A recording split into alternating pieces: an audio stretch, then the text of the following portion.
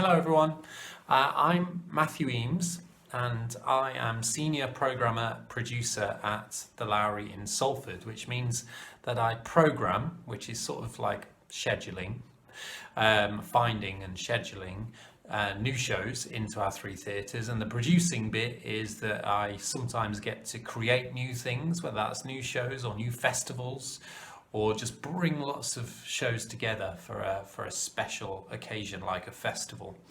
And that's my job. So essentially my job is to go out and watch as much theatre as I possibly can, experience as much theatre as I possibly can, and find that theatre wherever it is and bring the very best of it, of all types, to the Lowry's three theatres. And we've got a small theatre, a medium-sized theatre and a really, really big theatre. So it's an incredible job and I love it. How did I get the job? So it's been a long career in some ways, and I think what I would say is that you should be prepared in your life to have lots of different roles and to do lots of different things, and not all necessarily in the same industry. I've been fortunate enough that since I trained, well, indeed at 18, I went to work in a holiday camp and I sang, and that was my job.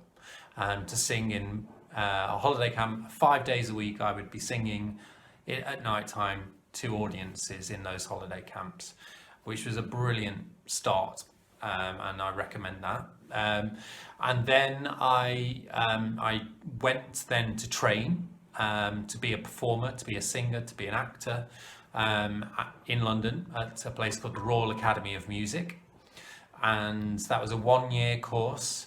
And then I went to I got an agent and I started my professional career in musical theatre, and I was an actor and performer and a dancer and a singer and whatever you need to do in musicals. I did that, and I was in musicals on tour in the West End in London, and indeed I did shows in beyond England as well. I toured Europe and went to America and did all sorts of incredible things for about 10 years. And then I started to get a bit restless. I wanted to do more, and I got the opportunity to be a resident director.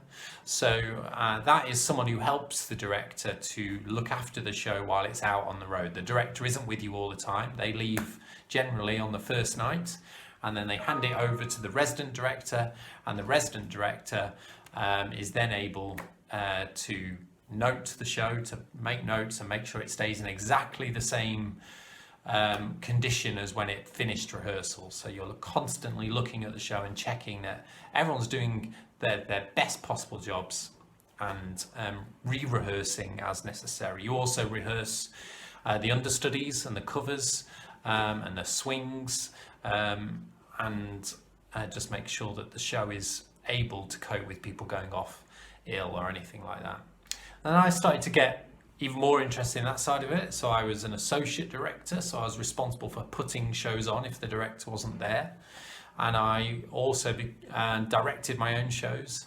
I went to Bermuda. I had a musical in Bermuda, so I got to live on an island for 2 months doing a show there.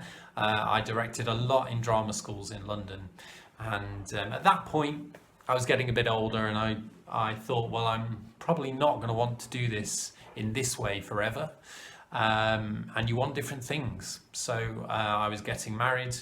We were deciding that we would move to a different area, to move home essentially, up here to the northwest.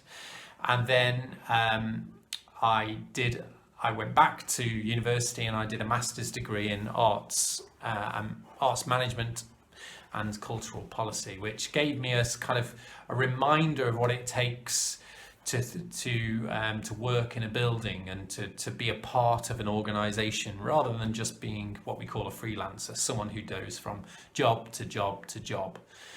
So now my role is in an arts organization, and I started small. Even though I was a bit older, I worked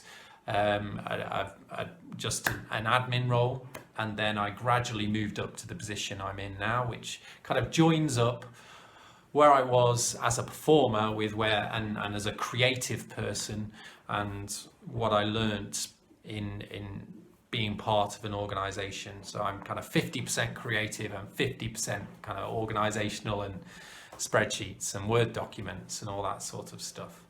A typical day might generally is a lot of emailing, especially at the moment where we're at home. But even more so, I'm spending a lot of time responding to people's queries and emailing out to say, I'm interested in your show, and then negotiating financial deals for those shows, and contracting and making them live for people to book.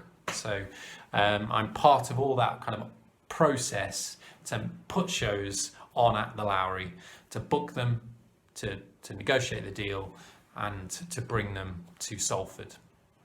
And then I might, so that could be part of the day, and another big part of the day is if we're planning some extra special activity like mini festivals. We do them across Salford, or we do one big festival every 2 years that I look after.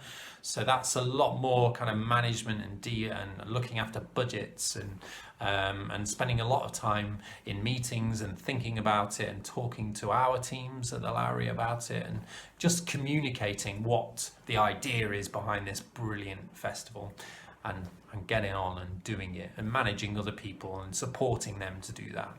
And then probably 2 or 3 nights a week I am watching shows in the evening, which is brilliant. But also, it means it can be a long day and a long week, and you are always working because you love it. I love theatre, and that's what I'm here to do, and it's been my job now for 25 years. So that's what a typical day looks. Most incredible moment of my career probably was playing a lead role. Seymour in Little Shop of Horrors in the West End in London. It was the show, Little Shop of Horrors was the show that was very important to me. When I was in an amateur dramatic society in Burton-on-Trent, my hometown, I think 15, 16, I got the lead role of Seymour, and I guess it convinced me that maybe I could do it as a professional, that I could get paid to it, that I could do it as a career.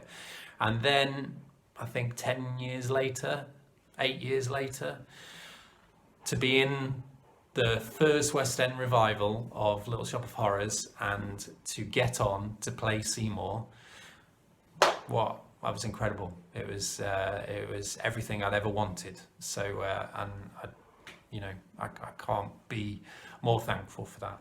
The worst part of my job at the moment is just turning things away and saying, I'm sorry, we can't do that. Or those jobs, those shows that people propose to us, people love them. They are so invested in them. It's kind of their biggest thing.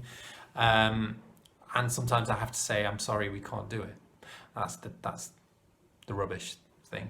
The best things are saying that you can do it and that you're really excited and you can't wait to bring this show to other people. I've seen it. I've so invested in it myself. I think this is fantastic. I want to bring it here. I want to make sure our audiences see it.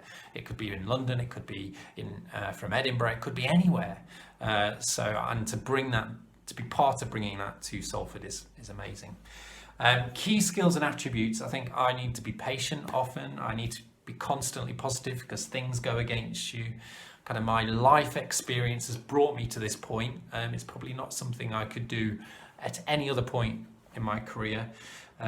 Constantly flexible. Sometimes you have to think and move slowly, and sometimes you have to be really, really fast and move really quickly to get something done. And my advice to anyone who wants to do something like this is be interested, read the stage, find out every possible thing you can about theatre. If you don't know it, then you should. And I am really annoyed if I'm not aware of something that is happening in the theatre world, and I've been like that for a long time now, and it's just kind of there. I've read the stage for 20 years, whether it's been relevant to me or not. So I think just always being interested, always being open to new ideas and new opportunities, and saying yes more than saying no. And keep going. Things change, you will want to do different things, and that's all right. That's me. Good luck. Thank you. Bye.